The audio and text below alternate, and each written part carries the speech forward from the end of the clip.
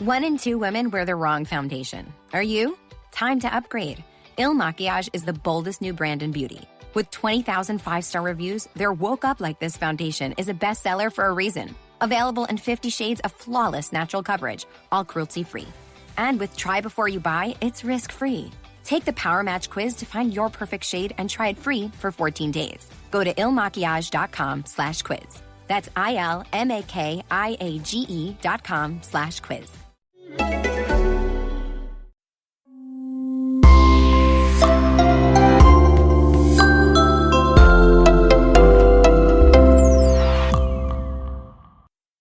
Bonjour et bienvenue pour une nouvelle affaire criminelle. Nous sommes à Prèves-Saint-Mouins, ce dimanche 10 janvier 1993. Aux premières lueurs du jour, les éboueurs qui passent pour leur tournée matinale remarquent de la fumée qui s'échappe d'une des villas d'un quartier résidentiel. Les pompiers sont alertés, l'incendie a déjà bien entamé la toiture. Une femme et ses 2 enfants comptent déjà parmi les victimes. Le mari, lui, est retrouvé à l'étage, inanimé dans sa chambre. Il est le seul survivant. Transporté d'urgence à l'hôpital de Genève, il sombre dans le coma.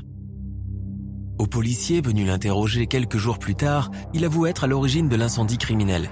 Mais ce n'est pas tout, il avoue également le quintuple meurtre de sa femme, de leurs 2 enfants ainsi que celui de ses 2 parents âgés. Un carnage qu'il a perpétré avant de déclencher le feu au domicile familial et d'avaler des cachets pour se suicider. Les policiers sont stupéfaits. L'assassin en question n'est pas n'importe qui, il s'agit du docteur Jean-Claude Roman. C'est un brillant médecin de 39 ans, chercheur à l'Organisation mondiale de la santé. Pour tous les gens qui l'ont côtoyé, il est l'archétype même de Monsieur Tout-le-Monde. Un modèle de réussite sociale qui a grimpé les échelons sans jamais écraser personne, sans jamais se vanter. Le docteur Roman est la modestie et la bienveillance personnifiée. Mais au fur et à mesure des interrogatoires, les policiers vont découvrir l'horreur. Le docteur a gardé un bien trop lourd secret, adroitement dissimulé pendant près de 20 ans. Un secret qui, arrivé à son échéance, a déclenché sa folie meurtrière. Alors, qui se cachait véritablement derrière le profil parfait de Jean-Claude Roman? Un pervers manipulateur? Un escroc? Un psychopathe? C'est ce que nous allons découvrir ensemble.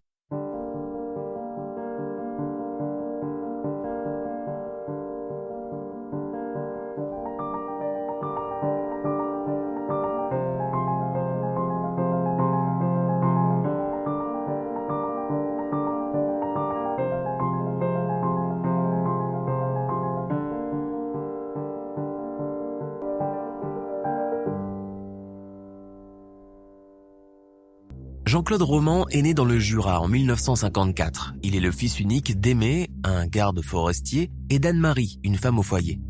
Né sur le tard, l'enfant est couvé et adoré par ses parents. C'est un élève doué, presque toujours premier de sa classe. Les parents Roman sont des gens de la campagne, éduqués à l'ancienne, très pudiques. Sa mère est une femme fragile qui souffre de fausses couches à répétition, mais bien sûr, on le cache au petit Jean-Claude pour le préserver, le protéger. En la voyant partir une fois à l'hôpital après une énième hémorragie, on lui dit tout simplement « Ta maman part en vacances ». L'enfant grandit dans cette atmosphère de non-dit et de secret. Il passe son bac avec un an d'avance et est classé parmi les premiers. C'est alors en toute confiance qu'il s'inscrit à la rentrée 1971 en classe prépa maths sup. Tout fier, ses parents lui achètent un appartement à Lyon pour inaugurer ce premier passage dans la vie adulte. Mais les cours s'avèrent difficiles pour Jean-Claude et ses notes s'en font ressentir. Il abandonne son cursus 2 mois plus tard et retourne se cloîtrer dans la maison familiale. Il passera une année entière ainsi. Il suit des cours par correspondance pour la forme et c'est tout.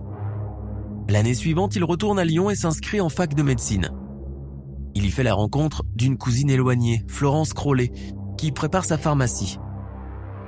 Le jeune homme tombe fou amoureux d'elle. Cependant, il noue une amitié affectueuse et la jeune femme l'aide à réviser ses leçons et préparer ses examens.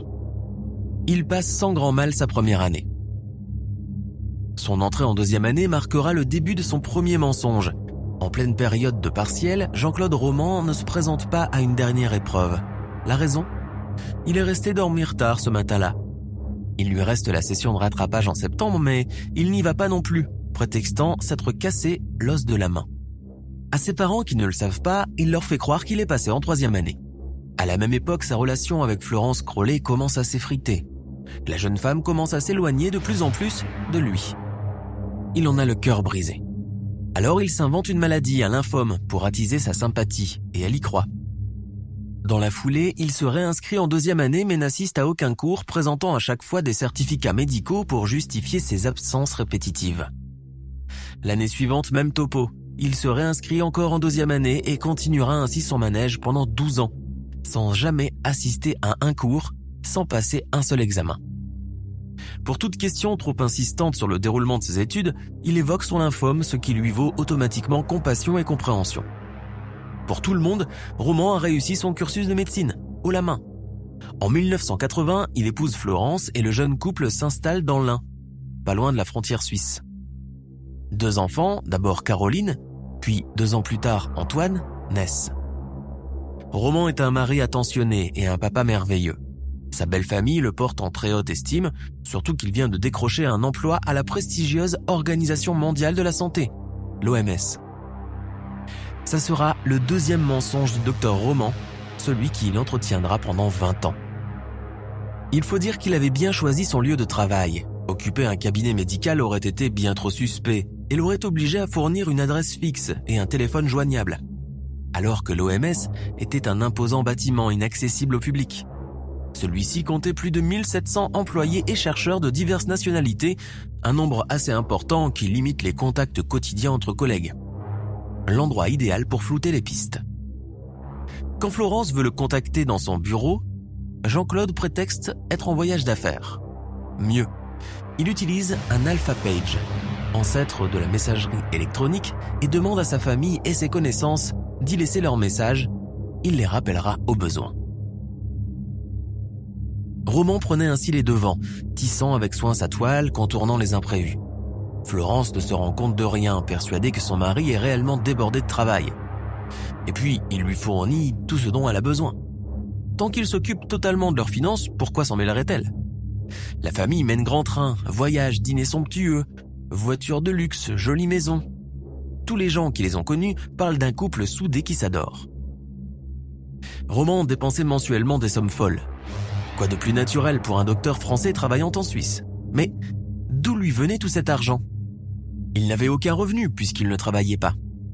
Eh bien, le faux docteur a puisé d'abord dans les comptes de ses parents dont il avait procuration. Il les videra entièrement et dilapidera leur pension de retraite. Mais les revenus les plus importants lui venaient de sa belle famille.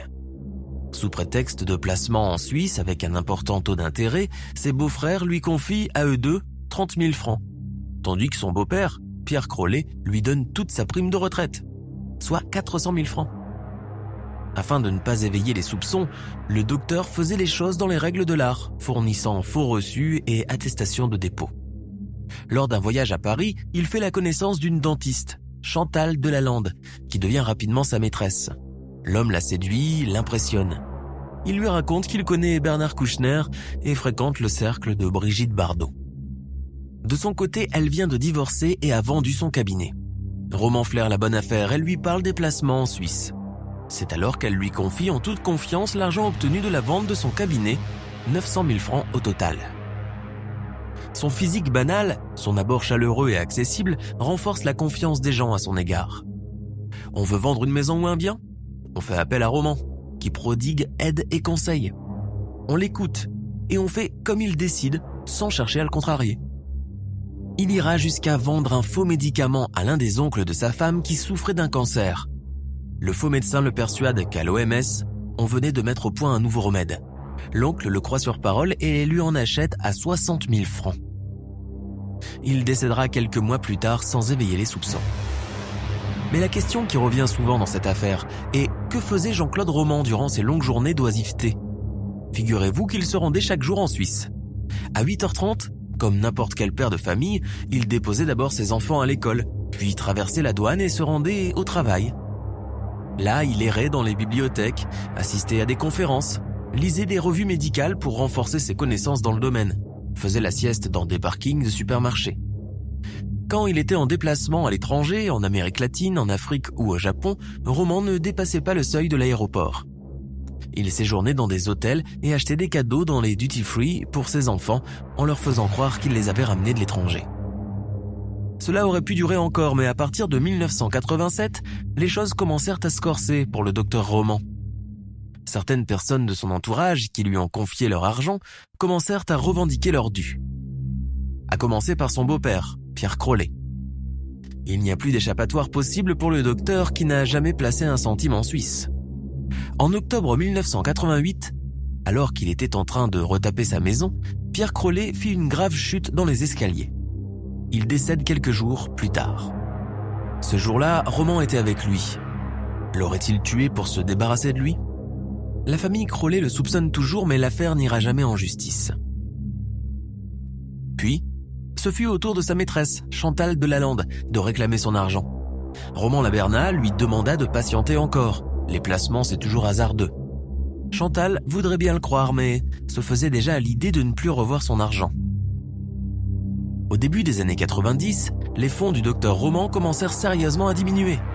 Sa maîtresse le harcelait encore au sujet de son argent et sa femme insistait pour avoir le numéro de son bureau. Et ça se compliquait encore. Peu avant Noël 1992, Florence apprit d'une source proche qu'on venait d'installer un sapin géant à l'OMS et qu'on y organisait une grande fête pour les enfants des fonctionnaires de la boîte. Comment se fait-il que son mari ne lui ait rien dit, alors que leurs enfants auraient été enchantés d'y aller ? Pire, un ami de la famille découvrit que le nom du docteur Roman ne figurait nulle part dans les listes des employés de l'OMS. Florence, mise au courant, commença sérieusement à douter pour la première fois de l'homme avec lequel elle partageait la vie. Durant les fêtes de Noël de cette année-là, l'atmosphère fut pesante, plombée. Les frères de Florence se rappelaient d'un Jean-Claude Roman silencieux, préoccupé, qui ne participait pas aux réjouissances familiales. Il était arrivé au bout de son mensonge, prêt à être démasqué, et il le sentait. La fin de cette mascarade était proche. Le samedi 9 janvier 1993, visiblement victime d'une attaque dépressive, Jean-Claude Roman tue son épouse de plusieurs coups à la tête à l'aide d'un rouleau à pâtisserie, puis leurs enfants avec un 22 long rifle. Ensuite, il sort acheter le journal et discute normalement avec des voisins. Le jour même, il va déjeuner chez ses parents dans le Jura. Après le repas, il les abat froidement avec son calibre 22 long rifle. Il tue même le chien de la famille, un labrador. Dans la soirée, il se rend à Paris chez Chantal Delalande. Il lui avait promis de l'emmener dîner chez son prétendu ami Bernard Kouchner. Pendant le trajet, il fait un détour par la forêt de Fontainebleau et tente de l'étrangler. Cette dernière supplie de l'épargner, évoquant son enfant handicapé qui resterait orphelin. Roman la laisse partir. De retour chez lui, il asperge les chambres d'essence, y met le feu, avale une quantité importante de barbiturique et s'allonge sur le lit. Au petit matin, l'alerte incendie est donnée aux pompiers. Principal suspect, le docteur Roman nie, d'abord tout en bloc, alors que trop d'éléments font de lui l'unique coupable. Sa maîtresse est la première à témoigner contre lui, parle au policier de l'argent qu'il lui a escroqué et sa tentative de meurtre ratée. Roman finit par avouer le quintuple meurtre et les policiers découvrent avec effroi son parcours de mythomane, son statut de faux médecin et les sommes d'argent qu'il a détournées.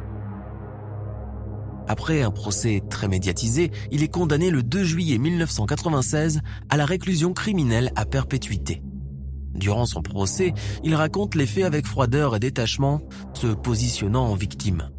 En tuant ainsi sa femme, enfants et parents, il voulait leur épargner la découverte de son mensonge, de la vie fictive qu'il s'était inventée durant tout ce temps.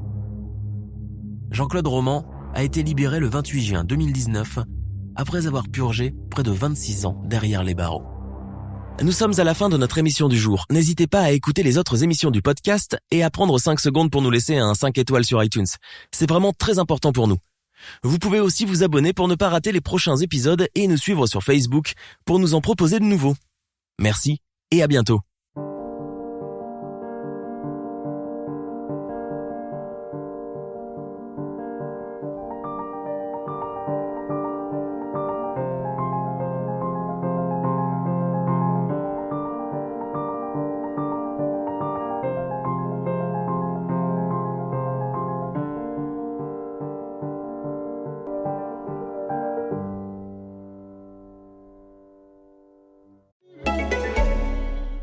I have a secret. I wore the wrong foundation for years. Then I discovered Il Makiage, the boldest new brand in beauty. With 20,000 five-star reviews and 50 shades of flawless coverage, their Woke Up Like This foundation is a bestseller for a reason. It's tough buying foundation online, but their Power Match quiz matched me perfectly. And with Try Before You Buy, you can try your shade free for 14 days. Take the quiz at ilmakiage.com/quiz. That's ILMAKIAGE.com/quiz.